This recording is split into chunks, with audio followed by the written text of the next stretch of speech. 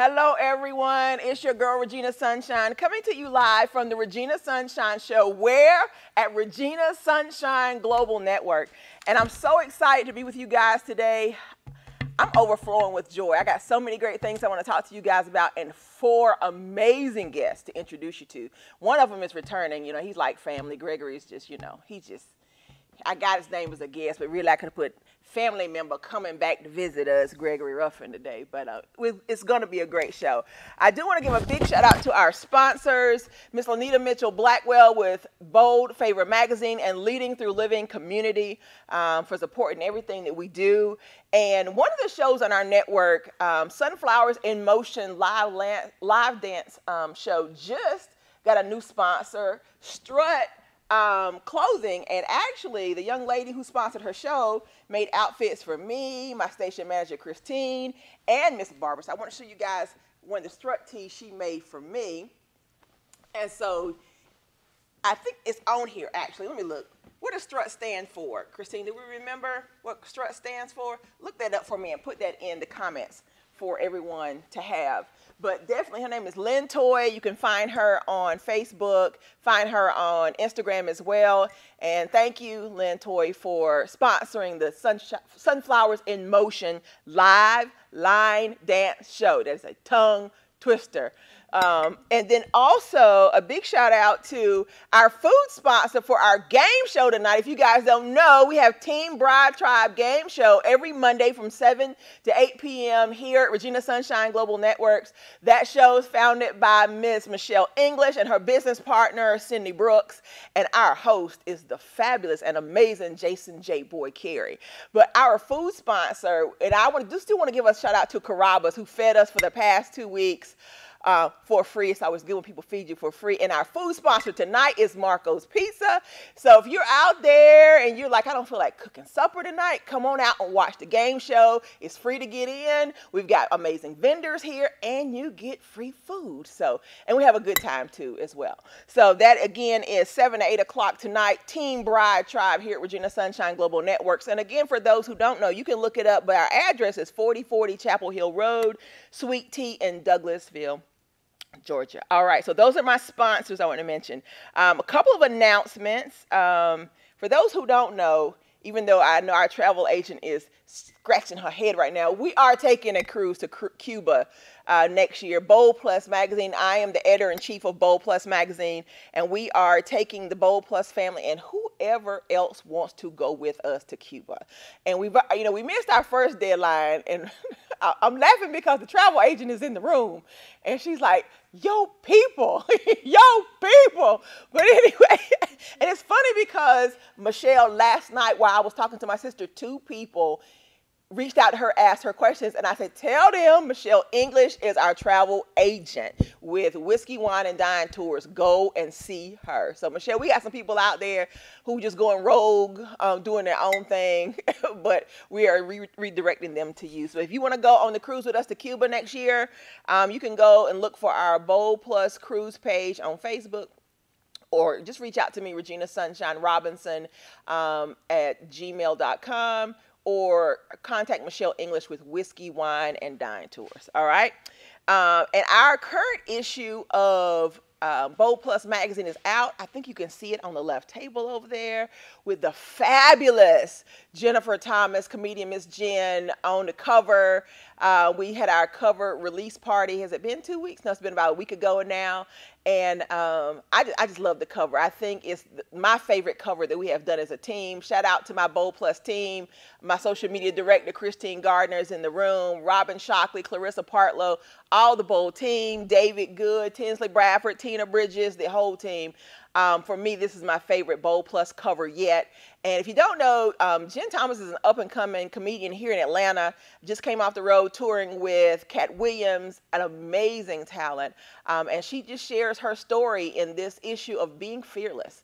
For those who don't know, she was getting ready to give up on comedy when she got the call from Cat Williams. She was like, okay, God, I tried it. It's not working out. I'm going to work my job and be a regular person. And Cat Williams made a personal phone call to her and said, I've heard you. You're hilarious. I need you to get on a plane tomorrow and come and join my tour. Her whole life changed. So don't give up on your dreams. Even when I'm telling you, especially when it looks like this just ain't working out. If it's what God told you to do, be where he told you to be. And I promise you, everything you need will show up. All right. For those who don't know, and I know I said it a lot because I'm figuring some of y'all should know if you follow me just a little bit. This is the second annual Curvy and Confident Empowerment Awards coming up November the 17th. Regina Sunshine Curvy and Confident Empowerment Awards. I'm so excited. We had such a great time last year. We were here at Studio T, packed out. I mean, people were standing out in the foyer. It was so packed in here for that event. And we're looking to pack it out again. Maybe even open up this wall. If y'all have ever been here yet, this is a retractable wall. We can double this space by moving this wall out of the way. So let's get so packed in here, we have to open this wall up and let people sit on the other side. But I do want to mention who our honorees are this year. I announced them last week, but I do want to mention their names again. In the arts, we have Miss Journey Poetess. In business, C. Nicole Henderson. In fashion, Shaquana Chappelle. In government and politics, Representative Kimberly Alexander. In leadership, Miss Brandy Hunt. In literature, we have Miss Lisa Hollis. In media, we have Miss Tinsley Bradford. In youth empowerment, we have Ivania Christman. And our curvy and confident woman of the year is none other than Miss Wanda Hollis. And for the second year, I'll be giving a special award named in my grandmother's honor, the Elizabeth Allen Alford Overcomers Award. And this award is going to Miss Jan Mitra Waddell, who was on my show a couple months ago and told a story that no movie script could ever match, of her fight as a first lady that was being domestically abused behind the scenes, and how her and her children had to run for their lives. You guys have got, if you don't know anything about her, look her up, Jan Mitra Waddell, hear her story. I do believe she's shopping the script around right now, because there's no way, when you listen to anyone could have survived some of the things she survived, and she's still here, and she's still overcoming. So she is our overcomer of the year.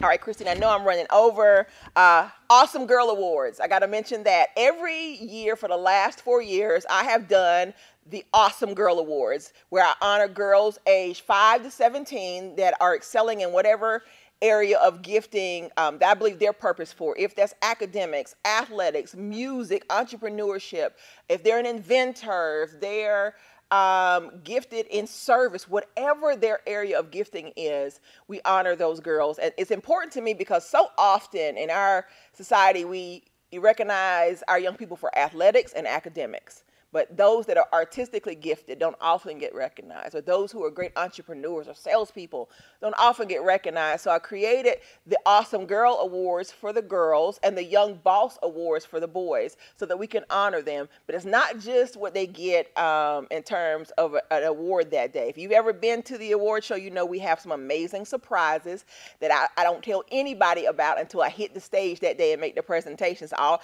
I can say is my goal is for the parents to cry. And if mom and daddy are crying when I'm done, I did my job. So make sure you come out for the Curvy and Confident Awards on November the 17th, because we'll be honoring the awesome girls on that same day. And if you're a business owner or an individual who would like to donate something to our girls, if it's time on your calendar to mentor them, if it's something financial, if it's a gift of some sort, if it's a book you wrote that you think would bless them, reach out to me at reginasunshinerobinson@gmail.com. That's reginasunshinerobinson@gmail.com. All right. I think that's it. I want to mention my thank yous, and I'll be going to break. First thank you of the day to Miss Sharon Crump of the Inside Out Center, who had me as her keynote for her Red Tie Gala this past Saturday. When I say I've been going through some things personally that have kind of made me feel like I was off my game, but she gave me the opportunity to take that stage and light it up, and I refound the anointing. If anybody is a speaker knows what I'm talking about, and sometimes you hit the stage and you're like, I just didn't. God showed up on Saturday, and he showed out, and we had an amazing time. And I just want to thank her so much for having me as her keynote, because as I was sitting there at that gala and I was looking at all the people she was honoring, and as they were coming to the stage one at a time, and they, you know, the credentials were so extensive, I was so blessed that she allowed me to be in that room to be her keynote, because just about every one of them came to me later and either booked a speaking engagement or booked a time for us to get together. I got 5 speaking engagements out of that room before I left on Saturday. Sharon Crump, I thank you for giving me a chance to get my fire back. All right. And also to Chicken Soup for the Soul family. For those who don't know, I was one of the contributing authors in Curvy and Confident edition of Chicken Soup for the Soul. And they had a writer's dinner this past Saturday. And I was able to attend and met some amazing people. And 2 of the people I mentioned in a live that I did, 2 little old white women that just blessed me so good. And I have to say that because so often we get, especially in Atlanta, we get stuck in just dealing with people that look like us. But these 2 women came and sat beside me, and I knew God sent them to me, because the one on my left was holding my hand and talking to me like I was her grandbaby. And I needed that because I've been missing my grandmother so much. And the one on the right came and told me her testimony of how she was diagnosed with stage 4 terminal breast cancer 2 years ago. And since then, she decided she was just going to take life, you know, I'll say probably choke it out. That's the best way to describe it, because she's been hang gliding and jumping out of airplanes and you name it. And just a couple weeks ago, she got word that her scans don't show any trace of cancer. Did I say any trace? Any trace of cancer. Now, before she came to the Chicken Soup for the Soul dinner, she had just left a little church in Alabama that saw her on the Today Show and decided they were going to pray for her. And for the past 2 years, every week they get together once a week just to pray for Janet. Just to pray for Janet. And every week they send her notes and cards. And so she went there on Friday to personally deliver the message to them that she's cancer free. Ain't God good? So I was just telling you, I left both of those events empowered and ready to take over the world, ready to put my cape on and just go do all the things that I know God has called me to do. So big thank you to the Chicken Soup for the Soul family. And before I go to break, I always talk about something very specific that I'm thankful for.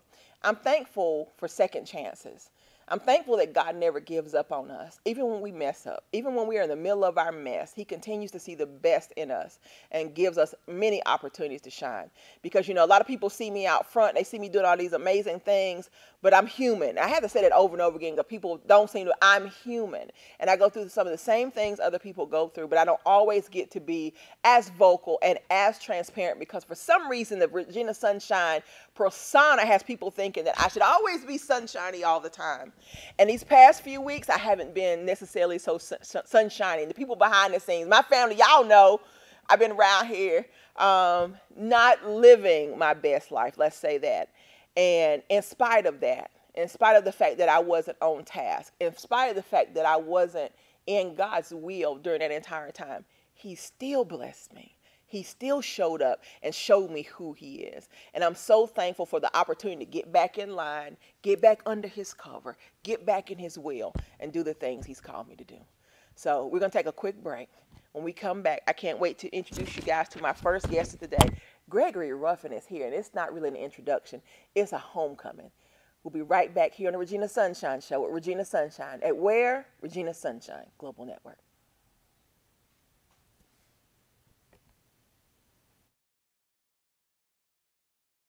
They say we don't deserve it all. It seems like they always pray for the fall. Even when our backs up on the wall, it seems they want to be us facing no.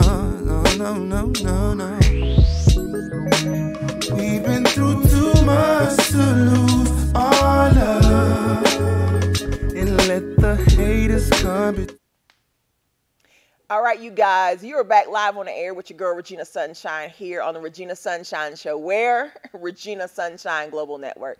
And we are welcoming back to the show a good friend of the Regina Sunshine Show and the Living Like a Boss Show, Gregory Ruffin. So good to have you here. Good to be back. That beard is I think it was like right here when I first met you, and it's just taking a life of its own.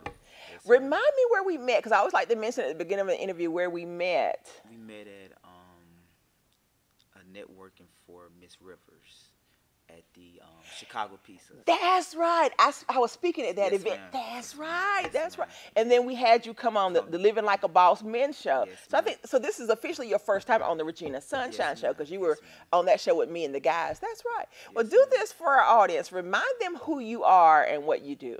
Okay, I'm Gregory Ruffin. I am the founder and CEO of Hearn Organization, as well as the Hearn Summit and Giveaways. And what we do is we focus on low-income families. We provide free entrepreneurship service for them. We give them real opportunity coming out of economic slavery, such as with Invest Atlanta, the SCORE program. We do free workshop, lecture, and stuff like that. And after that, we do a free giveaway. We give out professional items, attires, laptops, and different things like that to help them advance their entrepreneurship goals. Well, I've seen you in action because I had the opportunity to bring a couple of my boss guys, Laris Hodges and Musa Lotala. Spoke at our last event. Yes, and it was so great to see the community come in.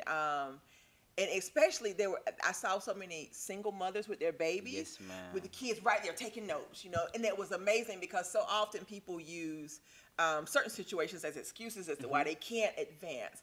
And they brought those babies on in there and they put them in the chair beside them, and they were taking notes as well. So first of all, I have to say thank you for what you're doing for our community, because you're truly giving yourself away. Yes, ma'am. You're giving yourself away over and over again. And I remember even at that event, you were giving away all kinds of stuff to people. And even us as speakers, he was like, "Come get some stuff. We got all this free stuff." And I was like, "Really?" So I thank you for having such the opportunity, an open and giving heart. Now, one thing you said when you were on the Boss Show, you talked about your upbringing and that you were trained to have an entrepreneur's mindset. Yes, you were trained to operate in such a way that you were, as a community, we were self-sufficient. Correct. How important in your life has it been to have the training of being an entrepreneur first? It's been very important. The organization and where I come from, 16 years in. So it started out in 16 and 70, but we like the only organization in Alabama, even that city, because we own so much property. We own our own everything, so we never had to go anywhere. So where I come from, most people say I come from a place like a compound, because we have our own school, we have our own restaurant, we had our own neighborhood, over 30 houses on one block. So that's all I kind of seen. So when I come here and I decide to expand, when I was 18 and 17, I came to Atlanta. What I was so attracted to Atlanta, because I seen a lot of black people doing business, but I did not see them doing the community aspect, meaning like having one cause where we all put our funds and resources into one thing, where we buying multiple property, buying multiple land, so we're able to build our community, so we're able to control. So we don't have certain police officers, we don't have certain things in our community like the violence, because we control everything to our water pipeline. Yes. We literally control everything in our community, because, and when I come here, I want to show other people how to do that on that level where you don't have to worry about the crime, you don't have to worry about certain issues if you control your economics. And that's the purpose of what I do. That's what I do full time. That's my life. That's what I do. That's just my example of how I live my life. I remember that day that the guys were so intrigued with what you were saying. It seemed very revolutionary. Because Larry speaks on revolutionary economics. That's his platform, and he was just like, so we can do this. So this does it. Yes. Yeah, it very much exists. Yeah, and I'm actually going down to there in November. I'm gonna shoot a documentary, and I'm gonna show it at my event on November the 17th. So I'm actually go down and get live footage so people can actually see exactly where I come from. Because most people think it's a fairy tale land, because they don't think it exists, but it really do exist. Well, I'm glad you're doing that, because we need to be reminded that the current state of our mentality and our economics is not who we are. Exactly. It's where we are right now in some situations, but it's not who we are. Yes, ma'am. In Atlanta, what has been the response to some of these thoughts and ideas that you have in terms of it's revolutionary economics?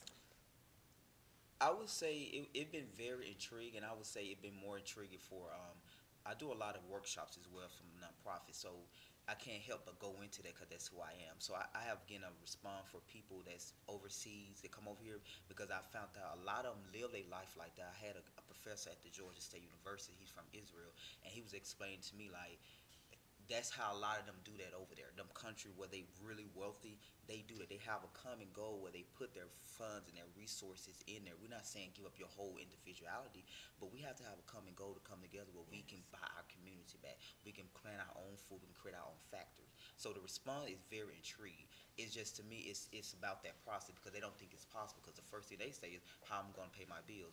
What about the 9 to 5? And I show them like, okay, if you create a product and you learn about the product, how to break it down from take it from the your food, take it from the ground to the bank.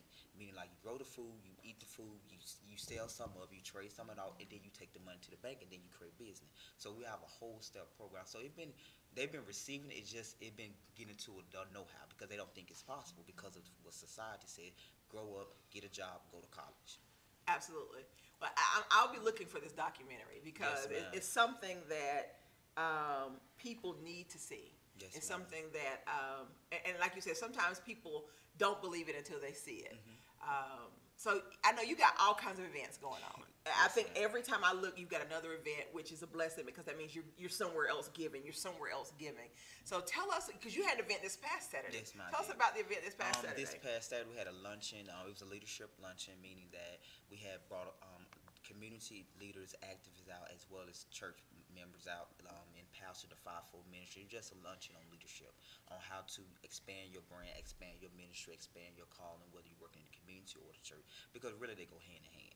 So we want to bridge the gap from the community to the church to show you that once you're a pastor or a leader, it is your obligation to make sure your people are self-sufficient, meaning that they're not going home and going to the housing authority, but you're staying in the mansion. If we all eat together, and that's what all thing coming is. So that's kind of what the principle we live off back at home. We believe in all thing coming, meaning that if we all successful, one successful, we all successful. Rather than a structure in the church now, you see the pastor successful, but the people that giving him offering tithe, they have to go back and live a housing authority. So it's the pastor job, the leader job, to give an answer to economics, meaning that he has to create jobs. It's his responsibility to make sure they have housing. It's his responsibility to make sure they have economics as well. So that's what that was about. Well, the mindset there is very interesting. I attend Enlightened Christian Center in Marietta, pastored by Drs. Brian and Lysandra Bell. And I always tell people, my pastor, he challenges us constantly about being entrepreneurs and being in business. And so he teaches biblically from a practical perspective of this is what it looks like to take these biblical principles. Now go create business, create something that is going to sustain you and your family for a lifetime. And that has made such a difference in my life because like whatever I'm thinking, he's up here. He's like, no, Regina, bigger, think bigger. He said, because whenever you grow, when you create bigger business, then what? You employ more people in your community. And so it's not just about you and your house. It's about what can I do for my entire community. And that being in that space and seeing the growth around me, that whole rising tide rises all ships, like you said, one successful, everybody is, it makes all the difference in the world. Yes, ma'am. So when you speak from that perspective, especially when you're talking about pastors, how well are they receiving you? A lot of them are receiving it well because I have noticed I started the workshop for nonprofit, but the response has been a lot of ministries. So what I have introduced them to, rather than introduce them to the 501c3, I introduced them to the 501d. So the 501d allow you to be a nonprofit and for-profit, but work as a community, and you still get your tax exempt. So I tell churches, like, you have to understand, as a church, you have the same much power as a state, because the Constitution says the state and the church are separate. Why would you go get a 501c3 and now they're controlling your funds? Now they're watching your funds. Versus having a vision, having a plan, get your people that's in your church and y'all work that vision. They can't come in there and tell you what to do. Exactly. But the moment you get that tax exempt as a 501c3, you allow them to come in. So you wonder how the FBI don't know what's going on in our community because the church in the bed with them now. With the initial act with the that Bush put in place as far as the faith-based initiative. If most people are familiar with that. So I tell people all the time, as a ministry, you have more power as a church because they say the church and the state are separate. So they cannot control a lot of things that you do if you don't go get these benefits like tax exempt, you go get the government funding, now they're in your business. So what I try to instill them, have a vision. And if you get a vision to the people and they work the vision, the money won't be a problem. At all. It's so funny you said it because my sister and I started a nonprofit, man, years ago, E-Weight, Empowering Women Accountable to Each Other, and we had gone through the process, filling out all the documents, and I could just never file it. It never felt right. Every time I would go to file it, I'd be like, I just don't want anybody telling me what to do. I want the freedom to do whatever we decide to do. And so we never filed. We paid a lawyer to do it. We never filed them. We put them on the shelf and went on about our business, but it never felt right to me to invite them into that space where we were, because I wanted to be free to minister to women however I felt God led me to minister to them, because that's what our organization was about. And I didn't want any restrictions or anybody looking over my shoulder to stop me from doing what I felt like I was supposed to do. So, and with the 501c3, as a ministry, you're not supposed to have a ministry and political platform. Most people don't know that. So if the government found about that, they would actually pull it away from you. So it's, I educate people about each level of a 501c3, the 501c6, the 501d. I need to be in this workshop next time. I need to get this. Okay. I need to sit down with your brother and get this information, because I feel like I should be taking notes like right now while you're talking. So what else do you have going on? Actually, this is a flyer I wanted to bring for the needs service. I just launched a tour in March, all the way up to December. My next stop will be at the East Atlanta Library. From there, I'm in Alpharetta, Georgia. My last stop will be in Houston, Texas. North Carolina, then Houston, Texas. Where in North Carolina? We're going to Greenville, North Carolina. Yes, ma'am. Exactly what it is. And we'll be there on November 24th. And our last stop will be on December the 15th at the Clayton Memorial Library at downtown Houston. So I go around and do these free workshops on nonprofit. And I tell people nonprofit is just a platform. But when I get to speaking, I want to just show you how to do it on your own terms. You don't have to go get the government funding. All you have to do is have the vision and be willing to work the vision. And if you do that, I can guarantee you that you would take it to the next level you want to. Absolutely. But if you want to get the 501c3 and a grant, I make myself available for that as well. Well, it's interesting. We have an in-house grant writer for Regina Sunshine Global Network. We're for profit. But what she was able to do, which I hadn't even thought about, was she created a nonprofit that allows her to funnel money to for-profits, so they don't have to be subject to all the rules and regulations. And I was like, girl, that's so dope. Hook me up. But it's the same thing as the NFL. Most people don't know the NFL is a 501. I know that. I did know that. I think the National Major League Baseball is a nonprofit as well. It's a nonprofit, but the teams are actually for-profit. So like you said, it's that same setup. And a lot of people, the first time I heard that NFL was a nonprofit, I was like, what? I didn't know that. And then, but a lot of them are structured that way. Yeah, it's structured because, like you said, it's tax benefit, tax exempt. That's what's up. Well, anybody else learning some stuff in here today? Yes. I'm listening. Now, the workshops you have, are they just for, I guess, adults? Are you doing anything specifically targeted towards, our preteens and our teens as well? Yes, the event on the 17th of November, we doing a workshop. We broke it down to 3 compartments. We have the youth, we have the college student, then we have the small business. So we bring Invest Atlanta to score, a lot of investors, anybody. So we break them down. So the teams will have their own speaker, the college student have their own speaker, and then the small business have their own speaker. And then after that, we have a keynote. So this year, we're going to actually give out office furniture. We're going to, we're going to pick up furniture Wednesday. So I'm doing a furniture giveaway on that day. We're going to give out office chairs, office table, house furniture. But you have to attend a summit because the information is more important to me to get out. Who I can send to the summit. Because, my event's the same day. Who can we send over there? Yes, ma'am. So we're going to be giving out, last year I gave out laptops. This year I'm going to do furniture, office furniture this year. I love it. And the last time you were on the show, I was trying to think, did I ever mention to you Dr. Robert Watkins? You have, yes, ma'am.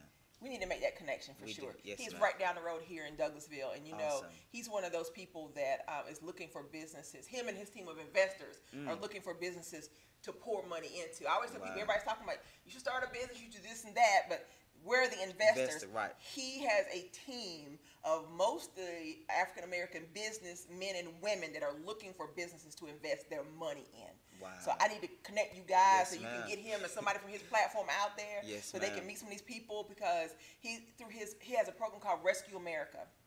And their goal is to go to 2,000 cities to start, I think it's 20,000 businesses that will employ 200,000 people. And so if you have an idea for a business, all you have to do is have an idea. His team will come in and help you write a business plan, and they will set you up with investors to help fund it. Wow. Who is doing that? So yes, we gotta have to make that connection so you can get with him. Tell me what you're most excited about the things you're doing. I'm excited about showing people that they can do it on their own terms, without the government funding, without the control. Because one thing about where I come from, we took pride in not getting money from the bank. We took pride with not getting grant money. We just had a vision, and the overseer, he had a vision about black people really owning that thing, not just rent, but own your own, all the way down to your soil, all the way down to your pipeline. So we own literally everything. We own our soil right, we own our pipeline, we own everything. So I'm more proud about that more than anything, and that's really what's important to me more, is to show you that you can really do it on your terms. As black people, we do not have to deal with the police brutality and different things. We can't control it right now because we live in that community. But when we control our economics, you can control everything, because no matter what color you are, no matter what your background, we have one thing in common, and that's economic. So imagine if we control our economic, we can now sit at the table and say, no, this is what we want, not what we have to take. So that's exactly what I'm most proud about. That's really why I do what I do, because it just I want to show that we can do it on our own terms. Erica, I love you. I mean, I'm telling you, for you being such a young man and have made such a commitment to our community, it's just a blessing. So tell our audience where they can reach you, how they can follow you, how they can sign up for your events. Okay, they can register for our event on the 17th. Like I say, it's a free summit and giveaway. We'll have free catering there. We'll have vendors there. We'll have a free furniture giveaway. You can register at 8 at hearnsummit.eventbrite.com. You can also follow us on Facebook at Health Interest Rights and Needs Program. And did you hear free?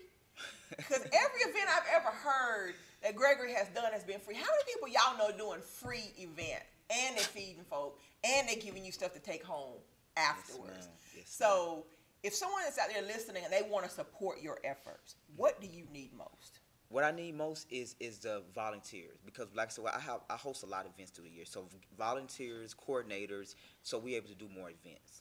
And they can also go to our website at hearnentrepreneurship.com, and you can see the different programs I have. I have 3 different programs.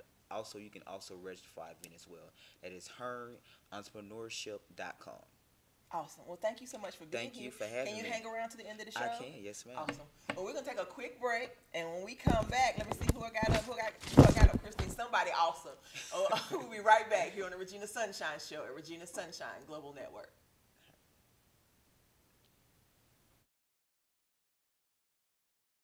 They say we don't deserve it all. It seems like they always pray for the fall. Even when our backs up on the wall, it seems they wanna be us facing no. We've been through too much to lose our love, and let the haters come between us. We ain't gotta fight to prove our love, plus how they know what's best for us. Forget what them haters say. Let them talk, it's noise, baby, anyway. Forget what them haters say.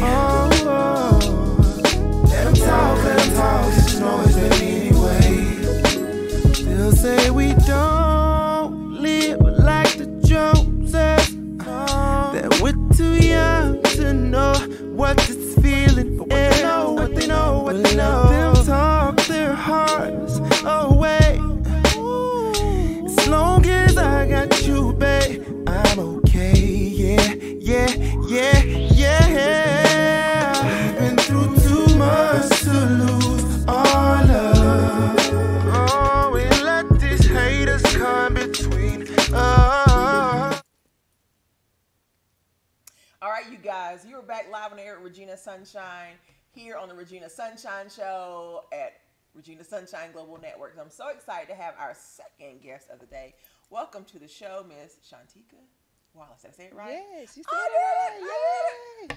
Well, first of all, you're looking amazing. Thank you, ma'am. Beautiful. Thank you. If y'all can't see, I need to get a close-up of what's going on over here. But remind our audience who you are and what you do. I am Miss Shantika Wallace. I am the visionary holder. I am the CEO appointed by God with I Love 360 Radio. That is the first youth radio station here in Atlanta. And we met over at the Walter, The Andrew and Walter Young YMCA for, I think it was awards. I was receiving an award. You were receiving an award, and it was Dr. Young's birthday as well. Yep. Yes, and so I was so excited when I heard about what you were doing with the youth and everything, and you know we had the youth entrepreneurs out that day, so it was just perfect. So before we get into what you're doing right now with the youth, has this always been your passion, or was there a passion or something that you were in love with before this? Youth has always been my passion. I was brought up, my mom had her own daycare. And then after she retired, she started foster care. So we always had other young people in our home. So that's what I grew up around, watching my parents. My father was a big advocate in the community with other people's kids, taking care of them and mentoring them and stuff like that. So I always grew up around that. If you asked me if this is what I knew I was going to do, absolutely not. I have a passion for art, and I put myself in this box and thought that art was just drawing and creating stuff and crafting. And at the age of 7, I wanted to paint cars. I knew that's what I wanted to do. You couldn't tell me anything otherwise, because I'm the only girl, and my dad paints. That's unusual. Yeah, right. To paint cars. My dad paints and my brother paint cars. So it was just something I saw, but I was very intrigued that you can take something so old and beat up and bring it back to life. Now, knowing that would play a big part in where I am now. So I went to school for that. I graduated, and God took me a whole nother way. Isn't it interesting how that happens, though? But the seeds had already been planted because of what you saw with your parents and how they were working with young people. So that was already planted in your heart. When did you get the vision to begin this whole walk? Yes. That didn't come to 4.5 years ago. I am a 4.5 year survivor of 16 years of domestic violence. So I had to walk that part of my life out to get to where I am. Once I couldn't paint cars, I knew I had to feed my kids. I have 2 kids. My son is 18, my daughter is 11. And I said, okay, I got to find something to do. Pulled up this laptop, saw somebody pressing T-shirts, started a T-shirt company. I trained myself. I said, okay, I can do this. Trained myself how to do T-shirts. Started a company, had a storefront, was making money, doing good.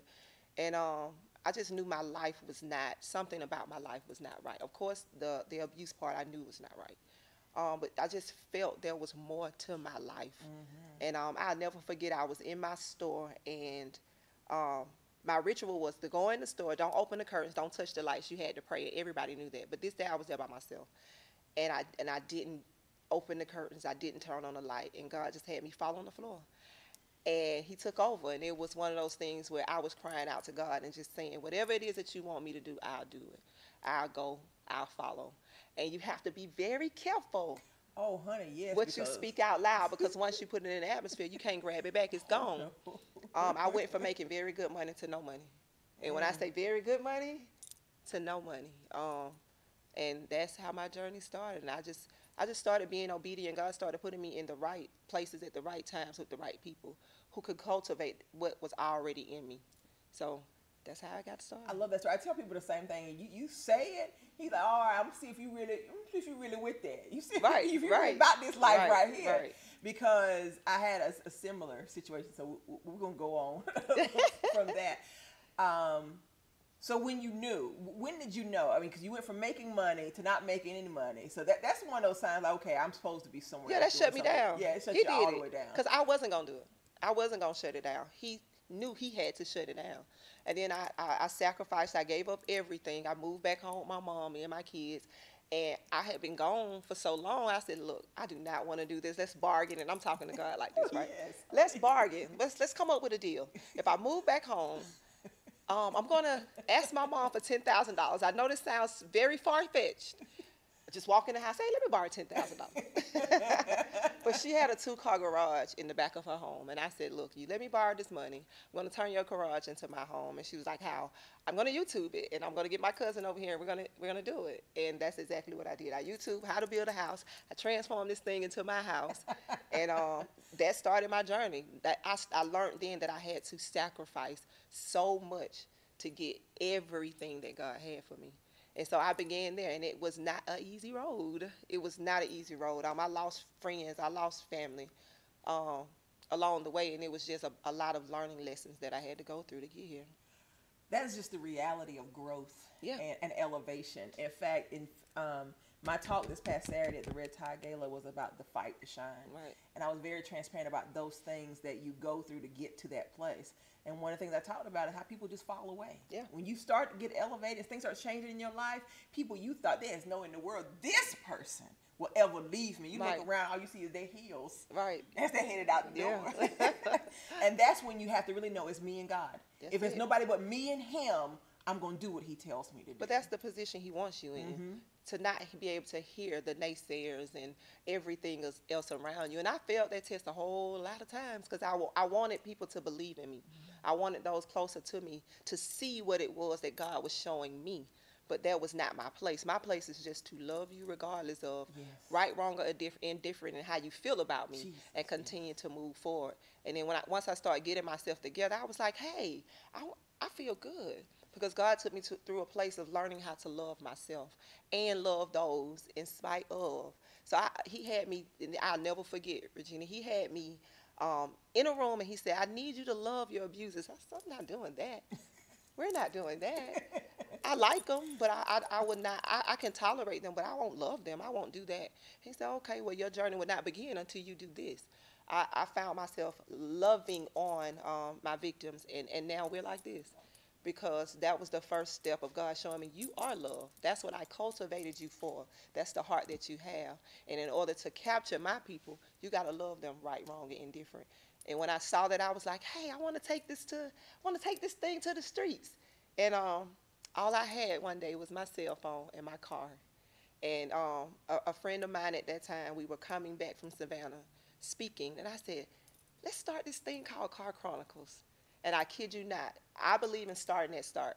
Don't wait to, people say, I need the money, I need the house, I need the career, no, you start with what you had. Regina, I had a maxi pad and 2 panty liners. I'm so serious. I did not have the apparatus. Go ahead. I wanted to make a video on the way home. I didn't have it. I didn't have the money to go get it. Because doing God's work, you lose a lot. You don't have it. You working on His glory and His favor and His grace alone. I did not have it, and I heard the voice of God say, "Go live." I said, "Girl, reach in that purse. It's a maxi pad with the wings overnight. You know it's long." Yes! Put that on the window. Take the panty liners and put that across the phone, and we're gonna do this. And we did it, and God super exceeded our expectations. And from there, I went to another radio station, and from there I said, God, I want to do your will. I want to be able to talk about the things that the community is not talking about. I want to talk about domestic violence. I want to talk about sex trafficking. I want to talk about gang prevention.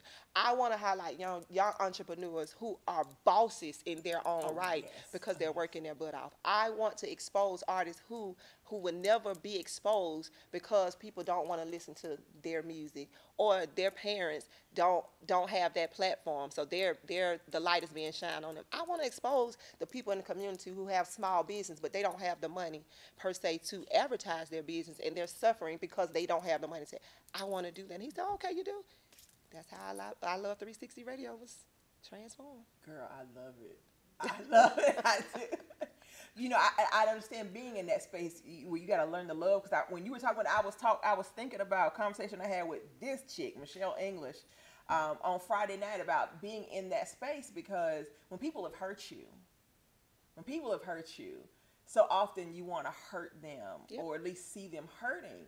And God told me, He said, you can't be a vessel of my love and walk around hurting people. Nope. And so I had to somebody who hurt me, and I'm not going to cry today, I had to go and apologize to him for the things I did to hurt him after he hurt me. Yep. Because that can't be my legacy.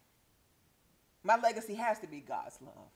So I understand exactly where you're coming from. So let's talk about this new walk, this new radio station, this new platform where you're highlighting amazing young people. Yes. Tell us where we are right now. With it, Yes. so we're walking in 6 months being live on the air. And it's a learning curve. This is not something I knew I was going to be doing. I didn't even know I would be at this place. I talked for a living when I was little. I did what I was doing. I got slapped in the mouth for talking so much. I love you, Mom. But they didn't. They did the best that they could with what they knew. How they didn't understand that this would be me later on. That was my gift. Talking was my gift. So being in this position and being able to talk, to share with the world, I'm very transparent.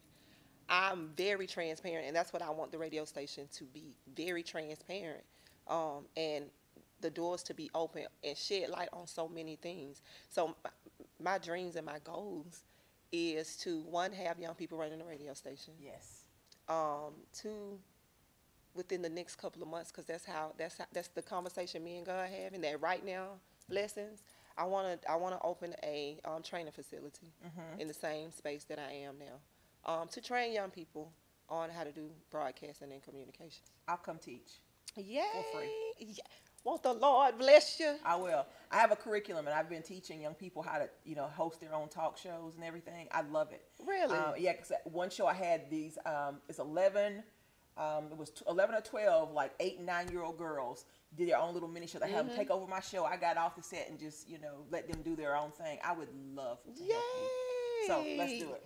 Let's do that for real. Yes. I see it. I see it already. I already see what God is going to do for you and with you. As long as you continue to be obedient and give yourself away, everything you need is going to show up. Yes. I tell people, faith is an action word. You truly believe what you say you believe when you move in the direction of it. And as long as you keep moving in the direction of what God told you to do, baby, everything you need is going to show up. Yep. And I'm looking forward to seeing it happen. Can y'all not see it? I can see it. I'm excited. So legacy, let's talk legacy. When you look back over your life, when you're older, and you begin to look back over your life, what is the legacy you want to know that you left behind? Love. Unconditional, agape God love. It's a difference between you saying I love somebody. I say this all the time. Love is not a noun, it's a verb. It's an action word. Yes. I play this moment over in my head, and people may say she crazy. I play my homegoing ceremony over in my head because I know what I want it to look like. If you show up, you showing up because I loved you past your pain. I loved you past your faults. I loved you. I just loved you. And that's why you're coming, and that's what I want. That's the legacy I want to leave behind. Love people. That's all we're asked to do. We're not asked to judge. We're not asked to fix them. I had to go through that phase. We're not asked to fix them. We're just asked to love them and let God do what it is he needs to do. Because he has the power to do that. He already knows them. We don't. All we know how to do, is supposed to know how to do, is love them unconditionally. So that's the legacy I want to leave behind. What do you need right now? For people in the community who are listening, what do you need at your station? I need to connect with this amazing young gentleman over here who went before me. No, I need the funding. I need I jumped off the ledge in faith. God said go downtown on Peachtree Street in a proscenium building. Girl, yes. Across from what and do what? But no, my amazing engineer, Lamar Mason, DJ B4EY, he saw the vision, ran with it. Equipment, he took care of all of that. He takes care of all of my engineering, all of my, it wouldn't be running without him. But no, I've seen the hand of God perform miracles to get the station where it is. But I do know, and this is funny, you asked me that, God is still dealing with me. I was in a position where I know God is going to provide, but it's a difference between knowing and you believing that you deserve God's best. A couple of weeks ago, I just said, I believe I deserve God's best. And because I believe I deserve God's best, I'm not asking anybody for anything. I'm telling you what it is that you're supposed to give to me, because God has already predestined those who are supposed to bless the station. So what I need is those who already know, whose name is already embedded in your brain, I love 360, Miss Shantika. I need you to come and sponsor the station. I need you to come advertise with the station. I need you to support the station. Just log on every day and support the station. So I can use this platform that God has trusted me with to change the lives forever of young people. Oh, I love it. I do. And the community. Well, we need to talk some other divine connections that I believe would definitely be a blessing to you and what you're doing. I don't know what else to say. I'm so inspired by what you're doing. It fits right line with my awesome girls and young boss movement. So I would love to talk to you about bringing some of those kids on. Absolutely. As gifts to them to be able to come on and share their stories and their businesses. That sound good? Yes, the platform is open. I'm ready. Well, tell our audience where they can reach you, how they can follow you, and where they can listen. Yes, you can reach me on all social media at Miss Shantika, ms.shantika, and Facebook is Shantika Wallace. The radio station, I Love 360 Radio, that's across every platform. And you can log on www.ilove360radio.com, and that's where you can listen live. We're live 24/7. So it plays music, but I'm on Monday, Wednesdays, and Saturday, but I'm going 7 days a week. So, yes, a blessing.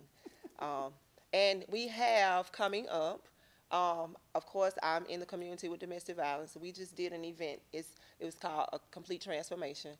That's where we're going and ambushing an amazing young lady who deserves a makeover because she's about to transition back into the real world. I have a partnership with the YMCA, Andrew and Walter Young YMCA. They just blessed us with a space to open up a boutique. So I need clothing. Donate your clothing because we're going to use those clothes to clothe others. So that's going to forever be ongoing. Every month we're going to do a special. We're going to surprise a special young lady. Then I know some other people I need to connect with. You know Rhonda Thompson with Rose of Sharon? No. She's like her and Sabrina McKenzie, Pastor Sabrina, you know, always doing press conferences at the Capitol with domestic violence. Okay, never mind. We're going to make that connection today. Please. She was just here a little bit earlier. Yes. So those are some of the what I call the beast inside in this state when it comes to domestic violence awareness. They would be tremendous support for you in your efforts. So we'll do that today. Yes. Sound good? Yes. And then the last thing, the radio station, we're doing, I believe that you have to go to where God's people are. Everybody's God people. They just at their stage, at their time.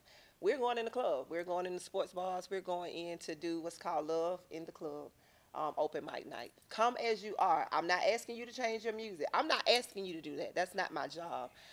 If I can just get connected to God's people and then they start following us, God will do the rest. So we'll be at November 15th will be our first open mic night. It's going to be at 4th and 1 Sports Bar and Grill in Anvil Block in the Walmart Plaza. I love that Love in the Club. I always say you have to go to where people are and love them. You got to go get them. Whatever crap they're in life. We got to go get them. And love them out of those situations. So thank you so much. Yes. Oh, you're amazing. I love this. Can you hang around to the end? Yes, absolutely. All right. Well, we're going to take a quick break. And one of my favorite spoken word artists is in the room. Mr. Harold Outley is here, and he will be up next here on the Regina Sunshine Show at Regina Sunshine Global Network.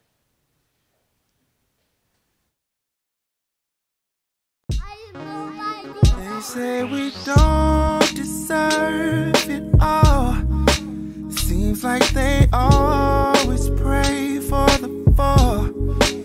Even when our backs up on the wall, it seems they wanna be us facing no. We've been through too much to lose our love and let the haters come between us. We ain't gotta fight to prove our love. Plus how they know what's best for us. Forget what the haters say. Let them talk, it's noise baby anyway. Forget what the haters say. Let them talk, it's noise baby anyway.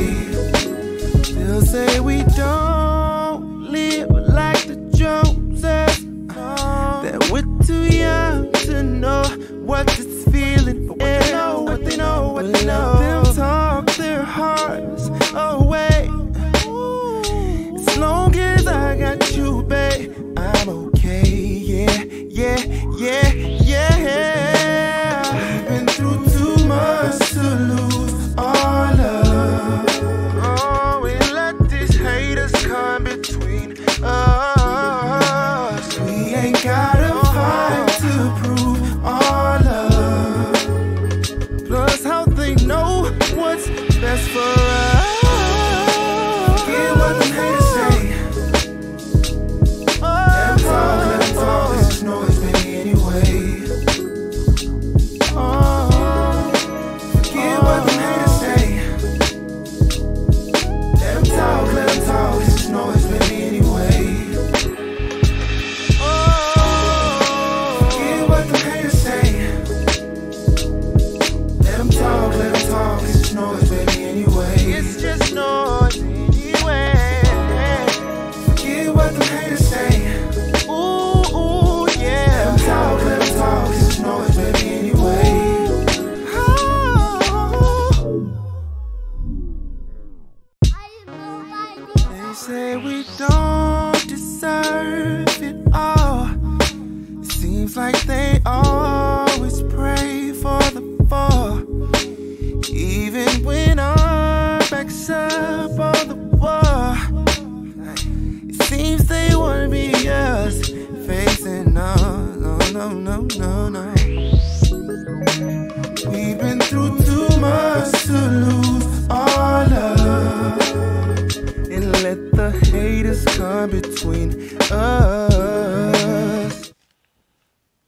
All right, you guys, you are back live on the air. Regina Sunshine here on the Regina Sunshine Show, and I'm trying not to keep coughing. But I'm so excited to welcome to the show Mr. Harold Outley. See how I said that?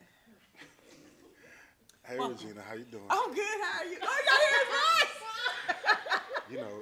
voice? You know, this what we doing today? This what we doing? This what we're doing. Okay, I'm here for it. Well, for those who know me, you know I'm a big spoken word fan. I don't have a problem calling myself a spoken word groupie. I'm the one trying to get the autographs for the spoken word artists after the events, you know. Like most people do with rock stars, these are my rock stars. So, welcome. Feels good to be here. I am all in the sunshine. Oh. Well, I always like to mention how I met someone, and I'm trying to think the first time I met you, I'd seen you, you know, on Facebook and other places, but I think the first time I actually had a conversation with you would have been at Tina's Women of Honor event, where you did the piece that I'm hoping you're going to bless us with here in a little bit. Well, you done already told the people, so I'm gonna have to go ahead and do it for you. I have no problem with that. That's what I'm talking about. Oh, Michelle, stop, because I'm trying to get myself together. Tell our audience a little bit about who you are and what you do. Who am I? I am Keep talking like that. I am a gentleman. I am from the city of Detroit. I am a poetic storyteller. I am a thinker. I am a lot of things.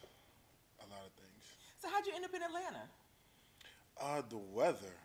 I'm not a fan of the snow, and after moving to a couple different states, I settled here in hopes of trying to get my life together. So have you gotten your life together? Oh yes, very much together considering where I came from. Yeah, I'm sorry. I'm crushing so hard right now. I'm telling you, I'm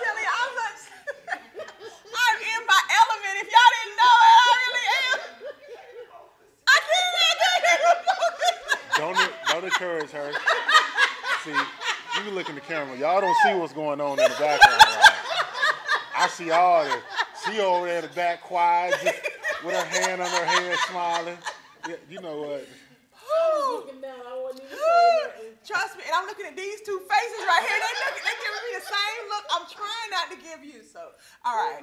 So, spoken word. Let's go there. How did you get into writing poetry and becoming a spoken word artist? Well, at 10 years old, I wrote my first story. I was in the 5th grade. That's when I guess my imagination kind of started, and it was interesting because the name of the story was the day my teacher came to school with her pajamas on. That was the name of it. We had a big green paper, and instead of practicing my handwriting, I just wrote a story. So fast forward, I'm age 18, and I just started writing. And as I grew with life experiences, the writing changed. And then getting on stage at the first time at 25 is what changed everything, because they laughed at me. I got booed off the stage. Are you serious? Yes, they laughed at me, and my pride was crushed, and I never went back to that place. It took me some years to go back, but once I came to Atlanta, in between life, slowly I got that itch back. So it's been moving slowly ever since. So the first time you were on stage, was it that you just weren't that good yet, or they not appreciate what you had to offer? I don't think I was that good, and I wasn't in the clique within that community. So when you new and they don't know who you are, they kind of look at you sideways. You know, I'm, skinny guy, bald head. I was wearing 2 earrings, and they like, who is this guy? I look more like a bouncer than a poet, so I wasn't accepted, which was fine. But it's okay though.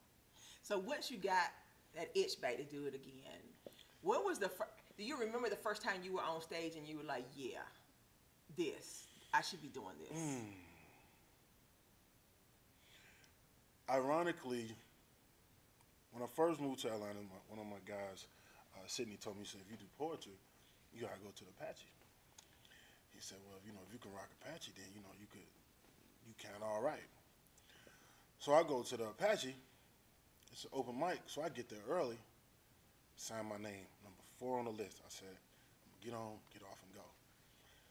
So because I didn't know anybody, I sat there all night. I was the second to the last person. By this time, I'm so angry because I had my name on the list, but apparently I don't know nobody down here.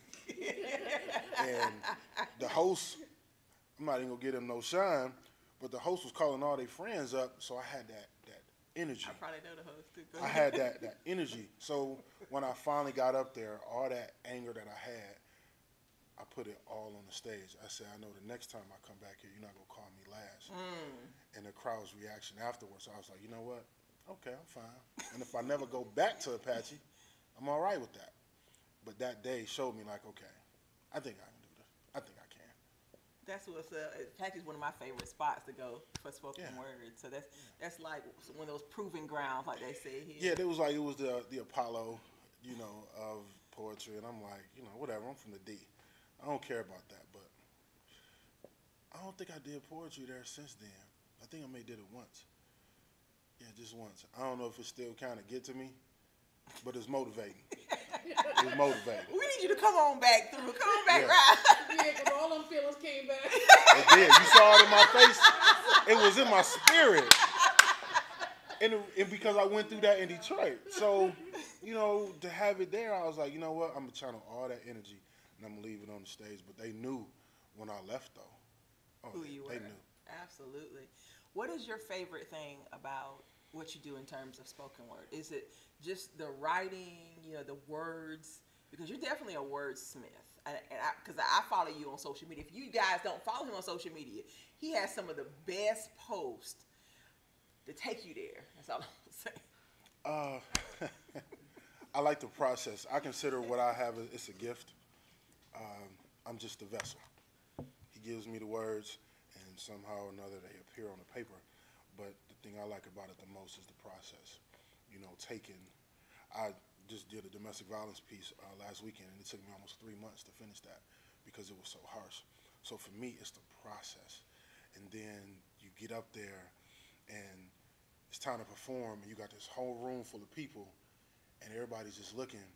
And when there are no phones out, that's how you know you got them. So for 3.5 minutes, I got everybody's attention, and now I got to keep it. And then their reaction afterwards, it's nothing like it. But for me, it's the process. The payoff is to see people with no phones. They just... Yeah, just caught up. I Yeah. like that. Yeah. Now, you're working on some other projects that you're pretty excited about. Tell us about some of your other projects. I am the co-host of In the Streets with Tenny B and Mr. Owley on Status Network every Tuesday from 6 to 8. I am working on my first project that I'm still trying to get out the end of this year. I am the host of Free Your Mind Fridays, open mic, which I'm looking for another place to hold it in. Thought I'd just look around. That's funny because people have been asking me to do an open mic in this space. Yes. For the past 2 weeks, that's all I'm hearing. They're like, we need an open mic here in Douglasville because people out here keep telling me there's nothing to do out here. And people are just looking for somewhere to go. Well, you know, I'm sure you have many options, but, you know, you don't find the right one, you got the right one. So, can they hear y'all laughing? Yes, go ahead. She over there crunching. You know what? We're not about to do this. Go ahead. So, it's a lot of things. I had the opportunity to be in a play this year. I mean, opportunities are steady coming. I was on for the second time this year recently, I had my work featured in a magazine. So it's been a steady process, and I'm just thankful. Well, I enjoy you and Tina's show so much, Thank you. especially, is it the he say, she say He part said, of it? she said, yes. That's always so great to get you guys' opinions on what men say versus what women say. Go ahead. Shout out to Tina B. I think there are a lot of shows that I see do this, and I watch all of them just because, you know, I like to study and watch. But I think the difference with ours, at least from a male's perspective, I make a point to be very transparent and honest, even though it's uncomfortable sometimes, talking about my experiences and things that I've done wrong and things that I've done right. So my perspective is very, with no ego, there's no pride, and I have nothing to lose nor gain.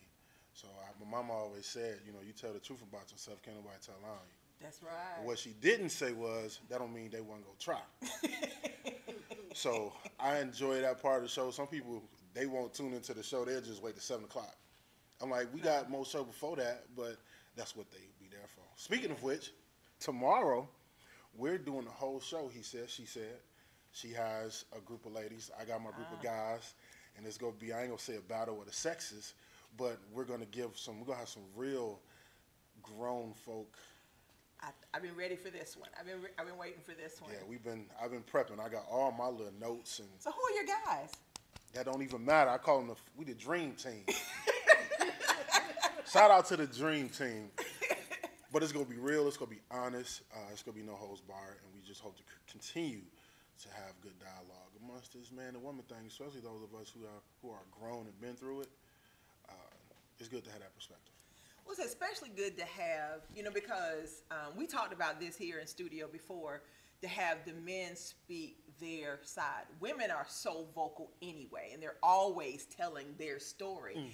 That, yeah, don't look at him like that. Did you see his face? I saw his face. It's the truth. It is. And let's just go back. We were here, a couple weeks back. We had the Living Like a Boss Men show, right? So we had Dr. Kadar Griffo. We had Jason Carey. Who else was here? A couple other guys. And we were talking about, we had this conversation. Rodney Rogers from Houston, Texas. Fine model. Anyway, and we were having this conversation that men don't often get heard because women are trying to talk over them. In other words, when a man begins to voice his opinion, a woman's like, no, let me tell you, or no, that's not how it is. And what they said was, we would love to be in a space where we can just say how we feel. And even if the women don't agree with us, they just pause and listen for a change. That was one of my favorite words. Listen. But there's the flip side of that coin. Yes, sometimes when men want to speak, women will cut them off. But a lot of the problem is we won't speak. Our pride and egos won't allow us to speak, and when we do have emotions, because we're taught as young boys, men don't cry. So me not being afraid of having emotions and being able to show them, that's the different aspect of it. So yeah, if a woman knows, okay, he's willing to, then she'll be willing to. I'm going to say that again for the people who Oh, yes, I caught it. You got it? For the women who are willing to, the men will be willing to. My favorite word is listen. I think he needs to be on. So what came from that is we're going to do a panel discussion here called What Men Think. And the women have to sit in the audience and say nothing while the men have their say. And then we can voice ours later. So that's what we're going to do. I think, what y'all think? Y'all think Harold should be out here on the panel for that? I think Harold should be on the panel. Yes, and we had something from Facebook. Something like this is definitely needed in Douglasville. Open mic night. And it just so happened I am here today. Look at God. Yes. Yes. I would love to be on the panel. You know, the ladies can have their questions. The only thing I can assure you is that I'm not going to tell no lies. Oh, no, and that was the thing. These guys were very transparent. In fact, we were saying, because we were all sitting like almost in a big circle, we should have put a mic in the center of the room, because this was before the show. And the guys were just sharing their hearts, some of the same things you said about not always being able to share their feelings because they held them in for so long, but then when they're ready, so often in the past they've had women who weren't ready to hear. And they said, we just want to say how we feel and just have women listen. So we're going to do that. And let's talk about this open mic thing. Look, Michelle can't hardly stay in her seat. She's so excited because she's been one of the ones asking for us to do an open mic spoken word event out. Oh, really? Oh, wow. Look at that. See? Well, we're going to do this. We're going to pause. Okay. And get our cameras right and let you do a spoken word piece. The one I requested, I almost want to hit a domestic violence one now. You know what? And I'm going to tell you, so I did something different. I challenged myself to do something that I hadn't heard and that I knew would get to people. I wanted to find out what makes a man do that, because I've never been in any types of domestic situation. I've never pushed, shoved, hit a woman. I've never done that. What is going on in his head? So I wrote this piece from the perspective of the abuser. Now, because I haven't done that, because I don't know any dudes, I can call and be like, hey, have you put your hands on a woman? I have to find that from somewhere. So I was reading articles, interviews, like, let me try to find out. I tried to watch What's Love Got to Do With It. Can't get through that movie, but it's a movie.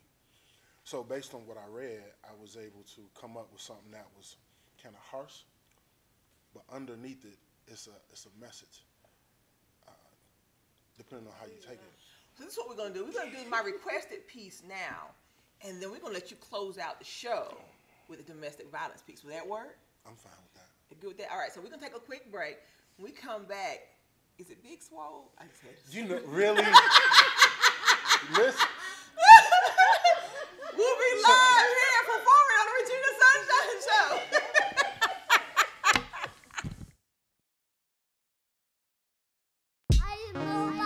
They say we don't deserve it all. It seems like they always pray for the fall. Even when our backs up on the wall, it seems they wanna be us facing no. We've been through too much to lose our love and let the haters come between us. We ain't gotta fight to prove our love. Plus how they know what's best for us. Forget what the haters say. Let them talk, it's noise, baby, anyway. Forget what the haters say. Let them talk, it's noise, baby, anyway. They'll say we don't live like the Joneses, that we're too young to know what this feeling is. But they know. Let them talk their hearts away. As long as I got you, babe, I'm okay. Yeah. We've been through too much to lose our love. Oh, we let these haters come between us. All right, you guys, you're back live on the air at Regina Sunshine here on the Regina Sunshine Show at Regina Sunshine Global Network, and you are in for a treat. We have live with us today in studio performing for the first time on the Regina Sunshine Show, Mr. Harold Outley. The name of this piece is called The Standard, and I wrote this piece to remind women that regardless of what you look like, weight, complexion, hair, none of it matters. You're beautiful. Never have I been ashamed nor afraid to admit the demographic of women, even as a teen, I've possessed an affinity for. As a recipient of numerous jokes and questions like, what you like them big girls so much for? You see, that foolishness I chose to ignore, but over the years, the feelings remained. With it came a greater appreciation, so you could say it was enhanced, but it never changed. Now, granted, being visual is a vital component within a man's DNA, and even today, I must say, my still light up just watching her walk. The rhythm in which her hips sway, so voluptuous, exuding confidence, and on full display. Upon entering the room, heads turn. Some of the smaller ladies cut their eyes, but they quickly move out of the way. Noticing this, she adjusts her crown slightly. You see, this is queen status, beyond regal. While many are intimidated, some consider her presence to be downright illegal. In my opinion, despite their greatness, the when people on the planet land this, and I can't stand it considering I was raised by one. Describing to you as a black woman. You see, you are not to be defined by society's standard of beauty. You set the standard. You are the standard. While man holds the title as a head, you, the ray of the heart, from which blood flows, breathe life through the lungs of man, give him the ability to lead and sustain effectively. His backbone, the most dangerous of any kind of weaponry, and all of your splendor. Woman, you are beyond beautiful, starting from your cuticles up to, most importantly, your brain, even down to your cuticles. You see, this fact must be embedded into the minds of young girls, reinforcing their values. They evolve into this world, disregard the images seen on the internet and television, escape that prison, becoming susceptible to self-doubt. You see, God loves you so much that when he created you, he sprinkled a little something extra in the pot. So much so that women around the world are literally paying for what you got naturally. Ladies, I am merely a vessel here to remind you of your worth beyond what you see in the mirror. Remove those blinders, Jackson, not paint this masterpiece any clearer. Dude, I learned nothing from Oprah, Shonda, and Michelle. The sky is not the limit, black woman, because you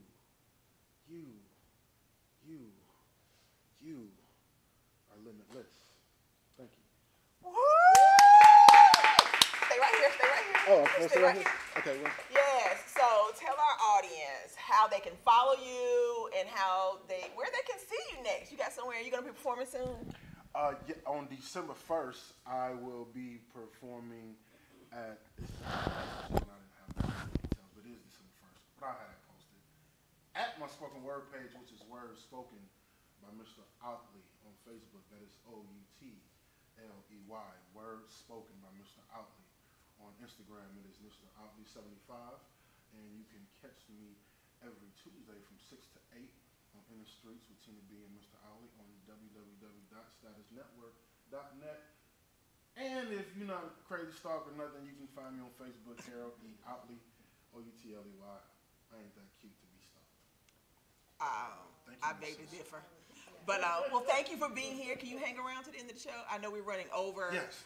So we're going to take a quick break. We'll bring our last guest in, and then we'll bring all the guests back to close out together. You're live at Regina Sunshine here on the Regina Sunshine Show on Regina Sunshine Global Network. They say we don't deserve it all. It seems like they always pray for the fall. Even when our backs up on the wall, it seems they wanna be us facing no. We've been through too much to lose our love and let the haters come between us. We ain't gotta fight to prove our love. Plus how they know what's best for us. Hear what the haters say. Let them talk, it's noise, baby, anyway.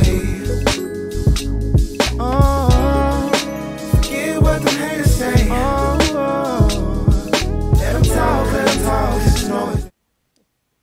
All right, you guys, you're back live on the air at Regina Sunshine, here on the Regina Sunshine Show at Regina Sunshine Global Network. And we have our fourth and final amazing guest of the day. Welcome to the show, Dr. Lartisha. Is it Lartisha? Did I say it right? Latarsha. Latarsha. Yes. Holden, welcome to the show. Thank you for having me. So good to have you here. I'm trying to I think this is the first time we've actually met. I think this is like a Facebook meeting. Yes. Isn't that interesting? You see people on Facebook, then you get to meet them in real life. Tell our audience a little bit about who you are and what you do.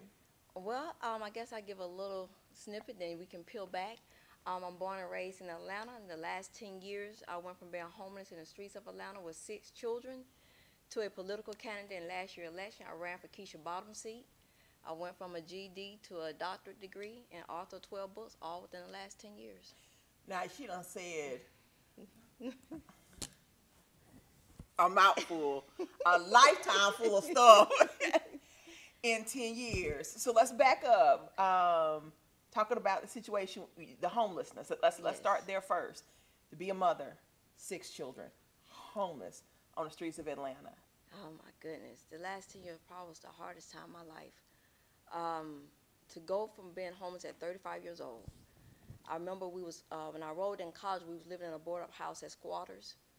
But what I did was, because my kids didn't know I was contemplating suicide. So I came to my 6 children 10 years ago, and I said, well, because we was embarrassed. I mean, 2 years of being homeless, and I was uneducated, underemployed. And I said, well, I want to do things for other people in the community. And my kid was like, Mother, we don't understand. We don't have anything. I said, I know it, but I believe if I can teach you all how to serve at your lowest, then I'm giving you a strong foundation to build on to become great leaders. And out of us doing events in the community, one by one, my children came back to me. I tell you, I think if God was calling me home today, I've done my job. My oldest son came to me his senior year. He said, Mother, I thought about what you showed us and taught us when we didn't have anything. He said, my way of giving back is joining the United States Marine Corps.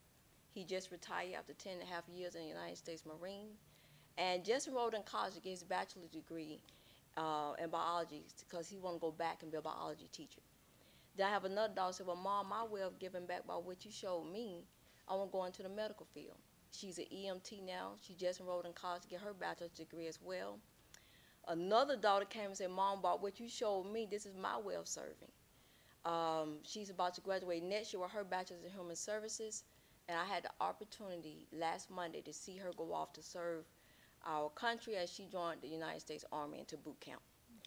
I have a 17-year-old daughter who's a 2-time Christian published author, a youth speaker, spoken word artist. My other son, he's gainfully employed, always looking for ways he can give back. And then we have my youngest son, Omega. That's the end, the last. There's no more coming after him. I had to brand that boy. That was it. And so he's a youth athlete at Darrell High School. So all of my kids at this point are serving their own right. That's a blessing. Yeah. What a powerful testimony to have come from where you guys came from and to be out here, not only thriving, but serving. Yes. What a powerful foundation for your kids. If you can serve at your lowest, then you can do anything. Yes. 12 books. Yes. 12 books. I know. I saw the look on your face. What made you write the first book? Well, my first book is my life story, No Longer Lost. So that was the first, to show people how did I go through, what made me give up as a young kid. You know, I dropped out in the 10th grade. The last time I've been in any one school, I was 15 years old, and here I am now registering at Beulah Heights Bible College back then at 35 years old, living in a board-up house. So it just kind of tells that struggle. Was it easy? Because it's one thing to write, you know, about, you know, a particular topic. Like you write about overcoming, or you write about pursuing a dream. Yeah. But when you have to tell your story, and you have to open up, you know, open up even those spaces that maybe you hadn't, you know, been to in a while. What was that like? For me, you get a lot of backlash. Like even for me, just to tell my homeless story, I think family don't think they didn't think I'd make it to this side. So we was the laughing stock. We was no one help. And so even when I ran for office, no matter what I do, they don't come to hear me speak, preach. So the backlash from that is now we're embarrassed. We don't, you know, because they didn't help me. So matter of fact, it had got so bad when we was homeless. I remember walking to a hospital and I told the lady at the front desk, I said, I don't want to live anymore. She said, ma'am, are you telling me you want to commit suicide? I said, yes, ma'am, I don't want to, that's what I'm saying. And they kept me for a week for observation. And I remember there was a padded room in this house, you know, where they kept the people who's really harmful to themselves. And I asked the lady every day for that week, I said, can I go in that room and pray? She said, you don't have to go. And I said, I know it. I just need to go there. And I would go there and I would cry out to this God because I wasn't raised in church. Here I am. I'm 35. I feel dumb, you know, from domestic violence and everything. I was told I was dumb. I would never amount to anything. And so I would just cry out to this God, please help me. I don't have a lot of money. I don't have anything. I don't have support or no resources. And every day, just about the time I left that hospital, I just felt a little wind beneath my wings. And when I kept going, matter of fact, that a lot of times people think because you're out of a situation, you should be okay. And I tell you just a perfect example of that because I'm still working through the residue of being, just feeling like a nobody for so long. Last year I pulled in my driveway and I got a call. You know, when your kids get grown, they rarely call. So like you said, if you see the call, you answer. My son was stationed in Tennessee. He called and I was in me like, okay, yes, how can I help you? Do you need me? And he got real serious on the phone. He said, Mother, he said, I would like for you to do me the honors of coming to Tennessee and pinning me to at my ceremony to Staff Sergeant Holden. And at that moment, I cried so hard. Excuse me.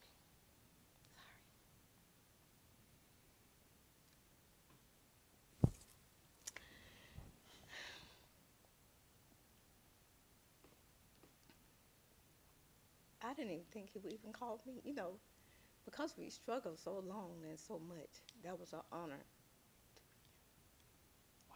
Because he's proud of you. Yeah. Because when you're in those situations, especially from a child's perspective, and your mother is doing everything she can to provide, you're the hero for them. Because you didn't give up when you know, you get in those spaces, and trust me, everybody's been in those spaces where it's hard, and you're like, God, you know what? You know what? But you didn't give up. And because you didn't give up and you overcame, now look at the lives that they're living. And so they're proud of you. Of course he's going to have you come and pin him. Who else going to pin him but Mama? After all of that. Yeah. That's an honor. That was an honor. That's an honor. So you wrote the first book and you were open. Yes. And you were transparent what you went through. And like you said, a lot of people, and you know, a lot of people, especially when people know you going through stuff and they stand by and watch. Yeah. Yeah. You know what I'm saying? Because they're thinking, well, you know, she ain't going to make it out. So we ain't got to worry about this. And then for you to get on the other side of that thing, really should, you know what I'm saying? That was the embarrassment. You know, like you said, I remember when my son first graduated from boot camp, I said, son, how did you make it through? Because he didn't work out like the recruiter told him. And he said, Mother, I thought about you. He said, I heard you crying a minute those nights. I knew we was a joke of the family. No one would help us. He said, you could have did anything. You're not a bad-looking woman. You could have gave us up, did drugs. He said, but you did none of those. He said, you kept us together. And he said, I said, if she can keep going, I can keep going. He said, that's how I made it to the boot camp. So at that point, I realized our children are watching. You know, he said, you wasn't a person that said one thing and did something different. So you became, like you said, an example. It was just, I tell you, it was just a beautiful thing to just to see all of them where they're at now. But I never forget when we walked into, I made a vow to God. I said, if you bring me out of homelessness and hopelessness, I'll go back and fight for others. And a lot of times when we're in situations, we always say something, but what happens when God actually brings you out? So when I realized a seat was coming up in my district, that was the first thing I did to keep that vow, was to go back and stand with others and run for City Council District 11. It makes such a difference when someone who's been through what you have been through does overcome and shares that, because there are people that are in some of those same spaces right now, and they're wondering, can I? Yes. God, will you for me? And then you come in with your story, and they're like, wait a minute. She did it. I can do it. if God did it for her, he'll do it for me. Yes. And so I want to thank you first of all for your transparency, because even here in this space, in this room, people have been touched by what you've shared. So I can't even imagine, you know, for the people who've read your books and have had the opportunity to hear you, you know, on a global level, the blessing that you've been. So you wrote the first book. Like I said, now we're up to what, 12 now? Yeah. Well, I have, when I was in a PhD program, I remember one of my classmates came and said, Pastor, I ain't trying, I'm an ordained pastor as well. She said, I ain't trying to be funny. She said, but all the work we got, where do you have time to write anything else? And I said, you know, I hear and see my sisters and brothers when I walk, when I drive by, the look of weariness on their face. So I wrote a 4 children's book for elementary kids. Then I went and wrote a 4-part youth series for youth from 11 to 14 that deal with sex trafficking, teen dating violence, bullying, love and forgiveness. My books, Untruthful Mama Wilson, was like the big mamas back in the day. So in these books, when they trying to get a little something that they don't have that we had, the big mamas. And so Untruthful Mama Wisdom is my youth series. So that's 4, 8, my 4 children's book, my youth series, my life story, that's 9. Then I wrote a training manual that I just, which I started a business, but I wrote a training manual now where I go back and do workshops and training so I can go back and help my sisters and brothers. Nelson Mandela said, how can he enjoy the limited freedom that he had when his sisters and brothers are not free? So it's not something to walk around like you puffed, okay, I'm no longer homeless, I got a doctorate degree. I don't care about that. I told my kids that when we was homeless, I've never seen a U-Haul following a funeral procession line. So whatever you do, do it all your heart and do something where you would make a difference in someone else's life. And so my training manual is what I use to go back and do workshops and trainings. Wow. Well, I know why you're in the room now, because you and Ms. Wallace were supposed to meet. I always tell people this is a place of divine appointments. And I say, if you're here on a particular day, there's somebody in this room, in this space that you were supposed to meet. So I already see that. You caught that, didn't you? I did you too. caught that. I did too. So you ran for office. Yes. And what sparked you? Because you would already talk about some of the earlier political aspirations. What happened that you were sitting there, you're like, you know what? I'm gonna do that. It was weird. I was the underdog. It was 8 of us. I took my last little $700 because you got to think I've been in school for 10 straight years. So from 2007 to 2017, I was in school. So I came out with no money. I said, I'm gonna take my last little $700. That's just how much I care for the people, And I got into that race, and it was weird because the word going around. I thought because I'm the only one to have a campaign manager. I didn't have any endorsements. But the word was going around with the other candidates. Someone came and said, Dr. Holden, if you scared of them, you don't need to do that. The word going around, they most scared of you. Because when I went there, I wasn't politicking. They were, and so the crowd would respond more to me. And so a couple of times I looked up, I'm like, they was at that forum. I ain't get an invite to that one. And so I said, okay, I see that. But the people was, because I told the people the same fight that I had for my family. It's the same fight I'm going to have for you all.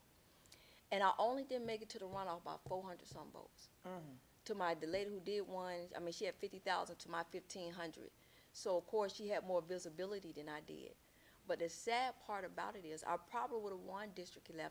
I'm born and raised here. So I have over 200-some family members here. No one assisted me on my campaign. So I probably would, just that little help, if it just was $10 from each person, but just that little help would have gave me more visibility. But I tell you, my daughter, it was so serene, the one that just went to the Army. She said, Mom, when we were standing side by side in the voters booth, and we came out, she said, wow, I checked your name off on the ballot. That's beautiful. That was beautiful. That has to be, I felt that when you said a moment you can go in and vote for your mama. Yeah. Do you think you'll run again? I think so. I think now that I'm out more visible, I'm doing, people know who Dr. LaTarsha Holden now. I have a lot of people now saying, if you run again, the support is there. So it's a 4-year. We got to see what God, my goal now is to travel the world motivational speaking, but we have to see what God will have me at least in the next year and a half so I can gauge where I'm at and see what position will be open. So for the things you're doing right now, what are you most excited about? What are you enjoying the most? Well, I launched a business on September the 1st, 3 Elements Inc. That's why I do personal development coaching, motivational speaking, facilitate workshops and parenting classes. And my first contract is with the Urban League. So I do, they got a project that came up. I do their workshops on personal development. And to stand there and to talk and do that workshop blessed me so much. Just to see the connection, because we all start something. That's not the hard, that's the easy part. But what happens when life shows up? What happens when your struggle outlasts your strength? So as a personal development coach, I'm there to show them how to get that muscle up so when life shows up, you can keep going. So that gives me a lot of joy. When your struggle outlasts your strength.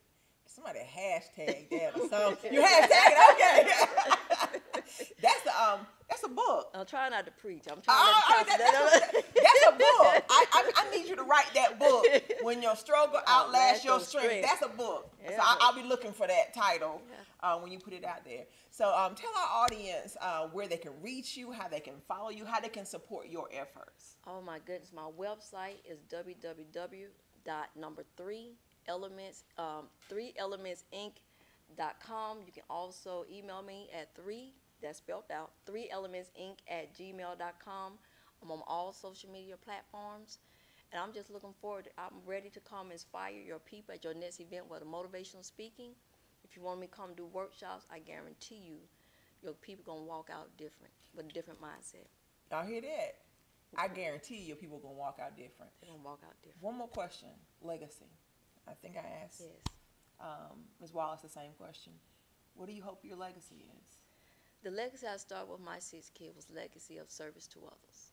I believe that that's the only thing, as along with Shantika said, love. I believe when we leave here, our service to others is the only thing that we can transfer to one person to another along with love. What we do for someone else. You know, when we get sick, we're on our deathbed, it won't be our degrees we'll ask for. It won't be our bank statements, our cars, and talk about our house. It's going to be about what we did for someone else that's going to outlive us when we're gone. So legacy to others, service to others. I've been so blessed by you, by everybody today. Can you just hang tight? We're going to take a quick break. We're going to have everybody join us and close out the show. All right. We'll be right back here on the Regina Sunshine Show on Regina Sunshine Global Network. They say we don't deserve it all. It seems like they always pray for the fall. Even when our backs up on the wall, it seems they want to be us facing no. We've been through too much to lose our love and let the haters come between us. We ain't gotta fight to prove our love. Plus how they know what's best for us. Get what the haters say. Let them talk, it's noise baby anyway. Forget what the haters say. All right, you guys, you're back live with Regina Sunshine on the Regina Sunshine Show at Regina Sunshine Global Network, and we are closing out the show. I brought all my guests back. For those who've been watching for a while, you know I like to end with an opportunity for our guests to have one last word of encouragement to our audience. And my question for everybody is this. To those people that are listening, because, you know, there are a lot of people out here that do have dreams and visions for things that are bigger or better, but they're facing obstacles in their lives every day that are telling them they can't. Whatever that is, if it's financial, if it's self-worth and self-image, there's something in their life that's telling them they can't. And I want each of you to give them your word of encouragement in terms of how they can get started, and maybe even one practical thing you do that keeps you motivated and moving forward. If it's a book you read, if it's something you do, you know, if you meditate, whatever that is, there might be a tool that they can use to help them. And we're going to start with Gregory Ruffin. I would say stay at work. Not just that. When I first got started, first thing I did, top of this year, I created myself a vision board. And I put on everything that I wanted to do. And honestly, like, just at this point in my life now, before the year is over, I'm doing exactly everything I wanted to. And it's so important that we write our vision down. Don't just keep it up there. Take a notepad, write your vision down, how you want your whole year or your whole life to look like. And it really honestly, it helps out. So I would say, start off, stay at work and make yourself a vision board. That's a good one. Dr. Holden? I would say own your space. You deserve to be here just like the next person. Fight for yourself. I had to realize no one was going to fight for me and my 6 children but me. Go out and give it all you got. If you got to crawl, limp, whatever you got to do to finish that goal, cross that finish line, do it, everything in you. Awesome. Swallows? Mine is what I live by, Jeremiah 29 and 11. For I know the plans I have for you, declares the Lord. Plans to prosper you and not to harm you. Plans to give you hope and a future. God did not make us to be angry, hurt, bitter, confused. None of that. He said, I will prosper you. And not just in your financial situation. Mind, body, and soul, he will prosper you. So if you remember that. And I do the song, I Just Can't Give Up Now. Because I've come too far from where I started from. Don't look at the come too far part as I haven't come that far. It's just the next day. You came from yesterday to a whole nother day. Keep saying, I've come too far from where I started from, and you will not quit. Awesome. Mr. Outley? I would say have internal fortitude, because you're going to try things and you're going to want to try to pursue things that is not always going to go the way you want to. But if you fall, don't fall on your face. You fall on your back so you can see your way out. Ooh, that's good. I need to put that on in there. I told you how he is with the words. Well, I thank you guys so much for being here, for encouraging our audience. I thank everybody for listening, for staying with us way past, this good long time. But to my audience, I leave you with the words that I always leave you with, and I'm looking for me to make sure God loves you just the way you are. You are beautiful because you were created in love. You were fearfully and wonderfully made. You have the seeds of greatness within you. You were born to live a victorious life. You are brilliant, gorgeous, talented, and fabulous. You are worthy of the best things in life. Shout out to our sponsors, Bow Favorite Magazine, Leading Through Living. Shout out to Strut for sponsoring the Sunflowers in Motion show. Shout out to Marco's Pizza for feeding us tonight at the Team Bride Tribe show. And I leave you with my personal motto. I always say it's not over till I win. If I hadn't won yet, that just means it's not over. So I tell you today, it's not over till you win. If you hadn't won yet, baby, that just means it's not over. Be blessed. Keep winning. We're out. Y'all give yourself a hand.